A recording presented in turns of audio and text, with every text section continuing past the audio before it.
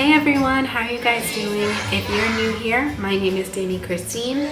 I am a childcare business owner, consultant, and a digital content creator on childcaresites.com, where you can find resources for childcare professionals such as yourself, whether you are operating a home daycare location or a multi-site childcare center like myself. There are so many free tools and resources for you to take advantage of, like free webinars, podcast episodes, worksheets, consultations with myself, and even courses. And speaking of courses, I have a brand new course that is going to be released in just a few weeks on January 1st, 2021, and it is available for pre-order right now.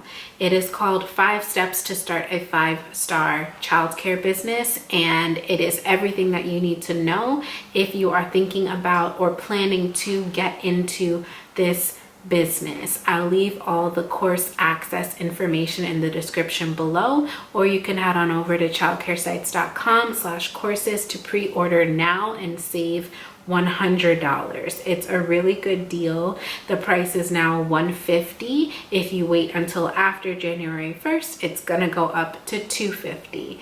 So click the link in the description below and pre-order today. So I don't think that I'm going to be posting a new video next week Thursday, because if you haven't noticed, I have been pretty on top of posting new videos every Thursday. But next Thursday is Christmas Eve, so I'm not sure that I'm going to be available, or you'll even be available to watch. So because of that, this might be the last video you see before New Year's Eve. So because of that, I wanted to just bring you some lighthearted content about something that is near and dear to my heart and should be happening right now, and it's not. And what that is the traditions that go on during the holiday season within my preschool business. So what we would normally be doing this time of year is scrambling around for last minute, like, purchases, decorations, plans, scripting, a whole bunch of stuff, because the holiday season year after year after year has been a huge thing for us within my programs. I don't know how it started. Well, I know how it started because I was there, but I don't know how it just became bigger and bigger and bigger each year. But it has, and it is very difficult for us to not be doing the things that we would normally be doing. So I'm going to walk you through what we do in my preschool programs if there wasn't a public health emergency. And maybe you can take some of these ideas for your own programs. And the reason why the things that we do have been so special to us is there's multiple reasons, but if you're looking for a way to build togetherness, build team building, build a better reputation within your community, get some marketing ideas going, some of these things can help with, well, all of these things can really help with that. So what we normally do first, we can kind of start from November. What we would have normally done in November is a coat drive and a food drive, or. I think we did both some years, and some years we did one or the other. But each year that we've been open, we've done either a coat drive or a food drive, or both. And what we do with the stuff that we collect from our families, our friends, our own family members that donate some stuff, is we give the food or the coats to either a local church or a shelter that is nearby. And that's near and dear to us because it's, one, these people that are in need are in the community that we serve, so that's most important. But also in one of my centers, the first center where all of this started, many of our children actually lived in shelters or live in shelters currently. So it was important to us to be giving back to them in a way that would be directly giving to them. That's kind of what we did for Thanksgiving. Another thing that we did around Thanksgiving time, I think last 2 years ago, it was so fun. One of my employees donated a food basket. I think she was doing a food drive with her church or something. I forget what it was for, but she wanted us to have this food basket and we really had no use for it. So we decided to do a giveaway. I forgot what I remember talking to Gigi about this because this was a time where I was the director of my first center, and Gigi, which is the co-host of Childcare Sights and Sounds, she was my assistant director. And I remember us talking about what we did after and saying how we need to do it better the next year, but we never followed up on it.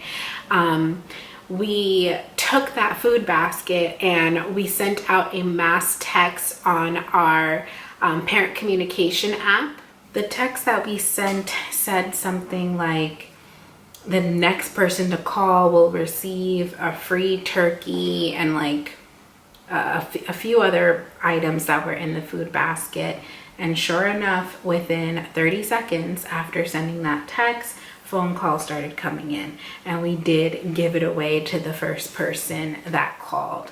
I think our intention was to do it again the following year, but tie something into it, like maybe like, oh, the first person to give us a review on Google or Facebook or Yelp or something will win the basket, or the first person to share this post on our, that would have been a good one, the first person to repost one of our posts on social media, you know, those kinds of things that get your name out there more. I think would have been a fantastic idea. Now thinking about it, we really should do something like that again very soon, because when I tell you we got call after call after call, that was fun. But moving on to December. Now what we normally do in December is a holiday concert, a toy drive, and a holiday party. Our holiday concert is for the children, for them to showcase like the different holiday songs that they work on throughout the months of November and December. We would normally rent out we're fortunate that our local library at our first location, that library has a theater, like a full-on 100+ person theater with a stage and lights and, you know, everything, the whole nine. So we could pay them to use that space for our performance, and that's what we do for graduations and our holiday concerts. The first year that we had our holiday concert, I did not know this. So what we did was we set up, I think I purchased risers like on Amazon and set those up in a classroom, cleared out all of the tables, children's tables, chairs, cubbies, all of that, and set up like 30 or 40 seats in the classroom and had just one pre-K class perform. But the year after, when we found that we could use the library's theater, it was so much better because one, we had way more kids the second year, and we were able to have multiple classes perform and have pretty much all of our families come, and they could invite their families because it could hold more people. So that was fun, and the parents really enjoy it. You see a couple dance moms that run up to the stage and like try to crouch down and lead their child, help them with their stage fright. It's always fun to see. And we usually do that holiday concert like, I think, the second week of December, and then the third week of December we'll have our annual holiday party and toy drive. So initially, the first year that we were open, there was no holiday party. It was just the concert and the toy drive, and we had people drop their toys off to us leading up to the concert date. And the concert date is when we actually gave the toys away to on site in our building to the family, to the children that showed up. Every child that came got a toy, whether they were enrolled with us or not. Moving forward, what we did was we collected toys throughout the whole month of December, and then we gave them away. I think we gave them away once. We gave them to the school, the local school district, who was also having a toy giveaway event. Another time we hosted our own toy giveaway, and I think another time we just gave them to a shelter. Like, we pick whatever feels right in that moment, we'll do. I'm honestly still not sure what we're doing this year. With it being COVID and all, we have not comfortably collected any toys from any outside people as yet, so I really don't know, and hopefully we figure something out quickly. But yeah, after the first year, once we realized that we wanted to do something special for our teachers, our staff, our families, the adults involved in these children's lives, that's when we started doing these holiday parties. The first year that we did a holiday party, we actually rented out a yacht.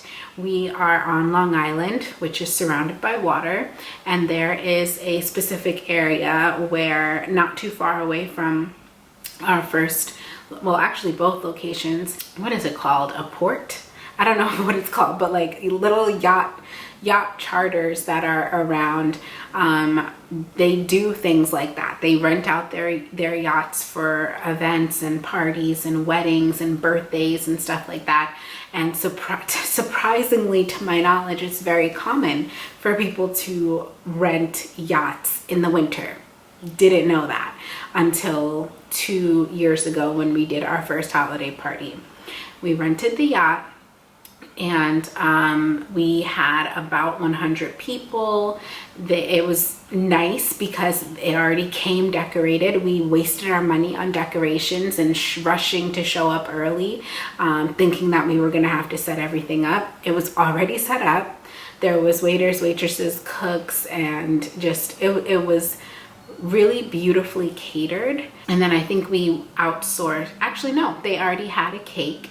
It was really nice.